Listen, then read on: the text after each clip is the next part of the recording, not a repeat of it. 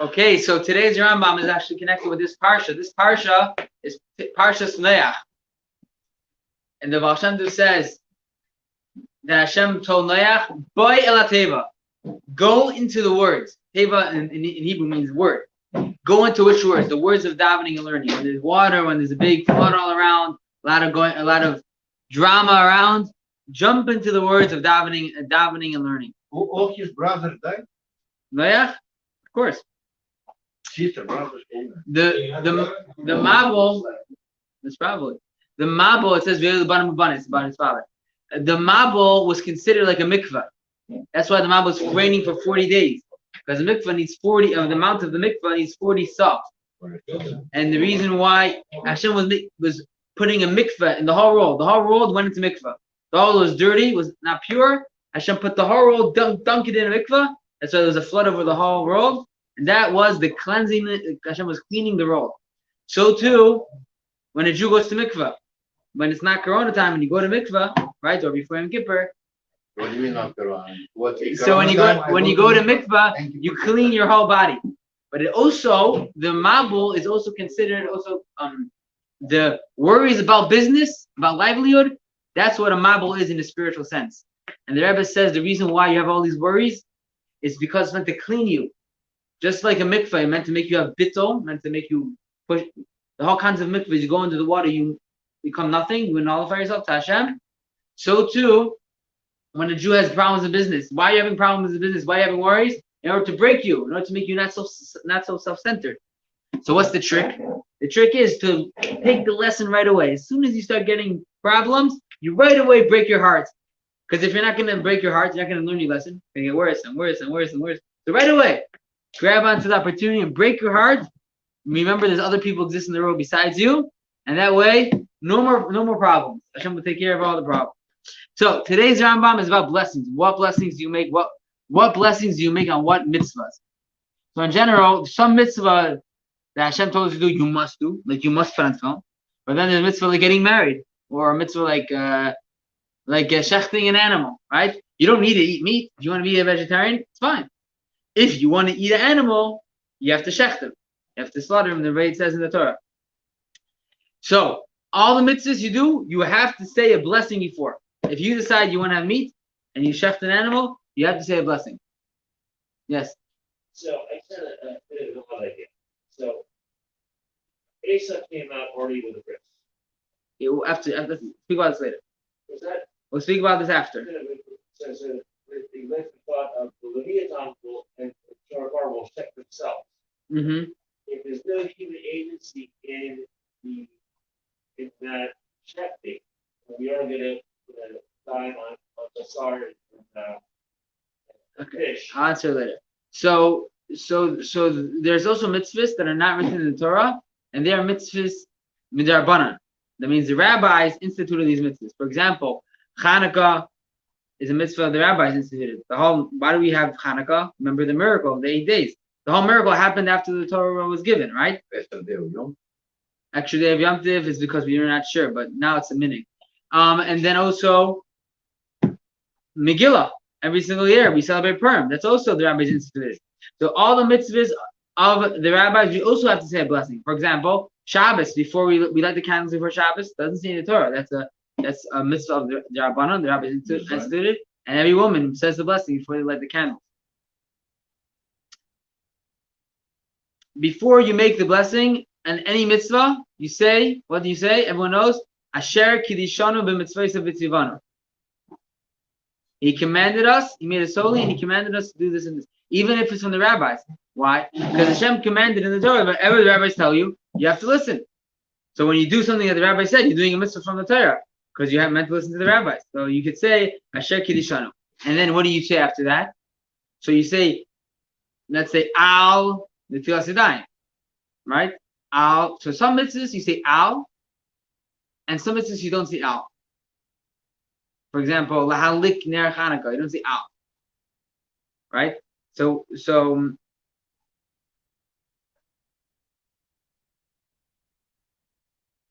the only mitzvahs that you don't, the Kiddush is half.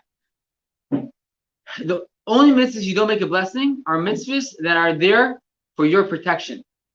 Some people think you should make a mitzvah for wearing a mask, but you don't even make any mitzvah, even ma'amar chayim, at the end of the meal. Why do we wash ma'amar chayim?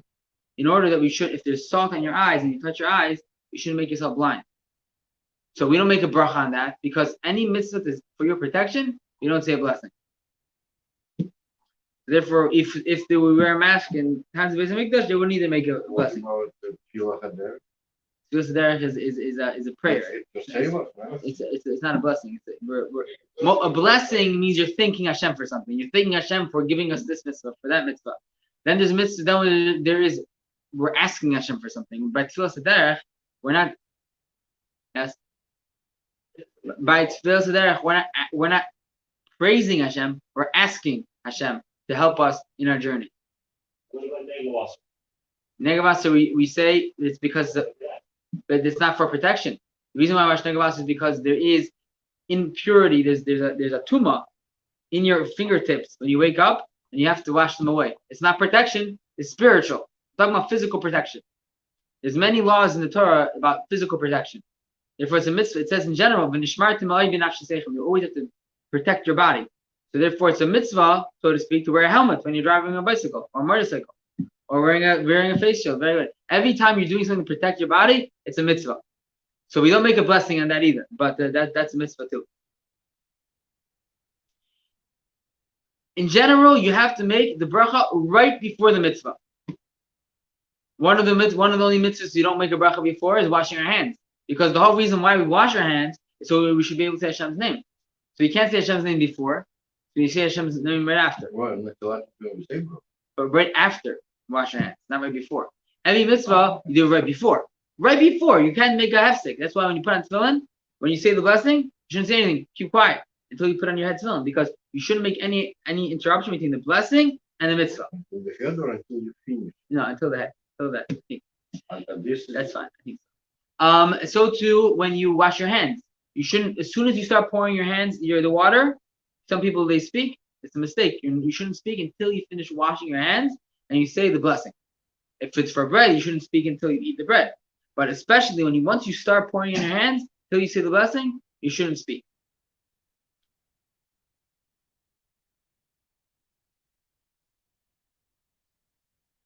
What happens if you made a mistake? You forgot to make a blessing.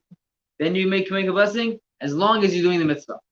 There's someone in Sukkot, he forgot to make the blessing Lisha Sukkah. And remember the last day of Sukkot. Make it then. You forget to make Shechianu. Last day of Shmini Atzeret? No, Sukkot, not Shmini. Shechianu. If someone forgets to make Shechianu, you meant to make by Kiddush or when you light the Shabbos candle. What happens if it's the last minute of Yom Tif and you forget you didn't say Shechianu? Only what? No, Shechianu. Every single Yom Tif besides. Yes, 100%. I think so. Any single time you say Shechianu, you have the whole 7 days, whenever the mitzvah is, to say the Shechianu. Every mitzvah, you could say, you meant to say it right before. If you forget, you can always say it. Someone asked me the Sukkot, he lives alone, so he lights Shabbos candles. People don't know, but if you live alone, you have to light Shabbos candles. So the problem was, when should he say Shechianu? When he makes Kiddush, or when he lights the candles? So on one hand, what? It says in Siddur by Kiddush, if you do both. So No, I was told he's meant to do it by Kiddush, even though it makes sense in a way to do it by the candles because you try to do it as early as possible. But I heard that you meant to do it by Kiddush because that's more of a reason to make Shechianu. That's how I realized I forgot. Oh, you do both? You light candles and you make Kiddush? I forgot my candles and consider. Oh, oops. Yeah. So you only make Shechianu once, Right. either by candles or by Kiddush. The question is, you don't know exactly which. I did like this. Okay, good job. Yeah. There's only one mitzvah which it's impossible to say a blessing before that mitzvah. What mitzvah is this? Guys, think. What mitzvah it's impossible to say the blessing before you do the mitzvah? What blessing? Yeah, okay, that's a good question. No. Convert. when he's dunking for it to become a Jew. He can't say a blessing. He's not Jewish. He can say Hashem's name all he wants, but it's not a blessing. A blessing isn't just words. A blessing is you're drawing down a godly force. You can't do it if you're not a Jew. You have to become Jewish in order to have such a relationship with God, to draw down such a strong light. But the guy can say any broken. A guy can say anything he wants. He could, but it's not doing the mitzvah. He's not bringing down the light. Once he wears the can He could if he wants. It's fine. So therefore, the guy first has to dunk in the water, and when he gets out, that's when he says the blessing. And when they say underwater, or? I think before. Right before, right? What happens by a mitzvah, which is only a half a mitzvah? It's not a full mitzvah. For example, building a sukkah. Building a sukkah is a mitzvah in the Torah. It says you should make a sukkah.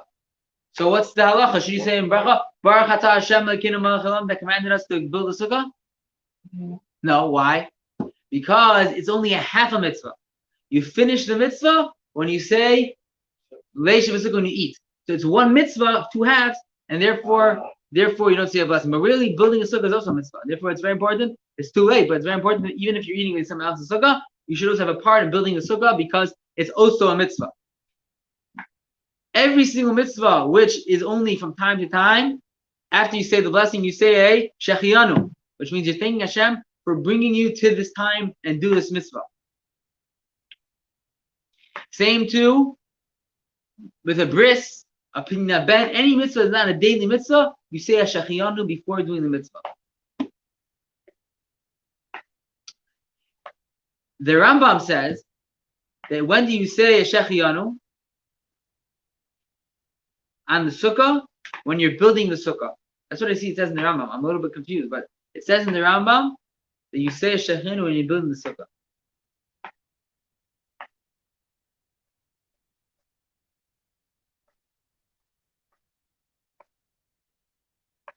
Okay.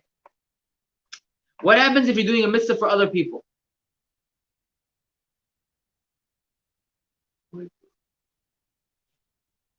It's going to say, we still say a blessing. But you can't say a shechianu only for a mitzvah that you're doing for yourself. For example, if you're doing a mitzvah, maybe if you're giving someone a bris, you could say a blessing. You can't say a shechianu. Right? I don't know if a shechianu, do you make a shechianu by a bris? I think so. Yeah. You do, right? Every year.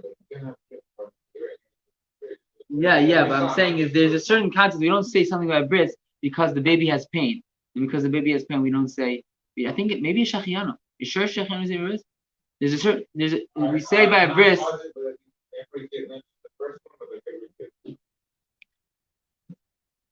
I think, are you sure? Okay, fine.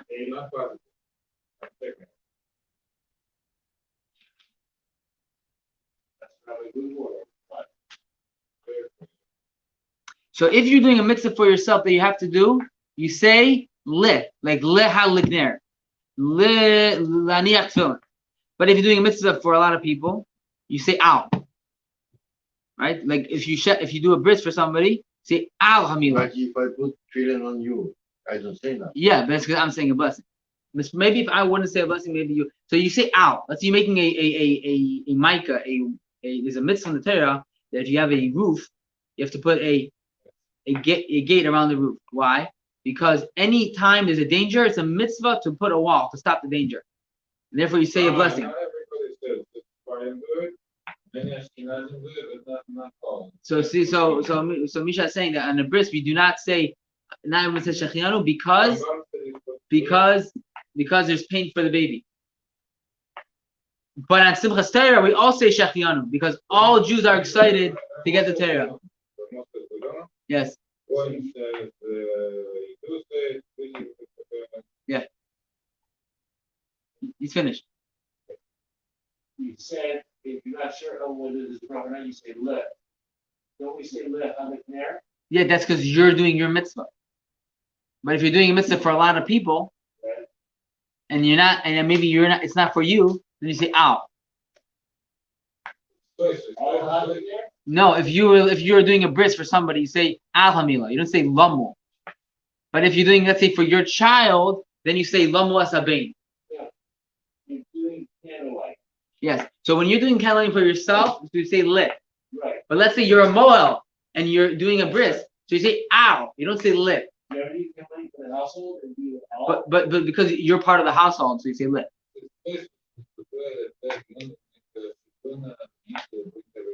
Right. So when you're saying it, Misha is saying that the reason why we don't say a Shechianu by a bris is because there's one person by the bris which has a little bit of pain compared to the great. I mean, of course, if he would be old enough, he would be very happy because he's getting all this, godly energy inside of him. But he's too young to understand that for whatever reason. So we don't. If I made a bridge, I was 28. Maybe you should say Shechianu, maybe. But anyway, the point is the baby has pain, so we don't say Shechianu. But on Shemini and Simchas Torah, we say Shechianu because every single Jew only enjoys the Torah. The Torah, has a lot of rules, and some people think that it's a big package. But every single Jew says Shechianu and Simchas Torah because every Jew is excited to get the Torah. Now, one person has pain. By the bris, we don't. Something which is a minhag, we don't say any blessing. Even if it's a very, very, very strong minhag, even if it's a minhag from the Nevi'im, from the prophets, we don't say a blessing. For example, the arava that we whip on the floor, the arava that we whip on the floor on Hishan Arava is a very, very important minhag.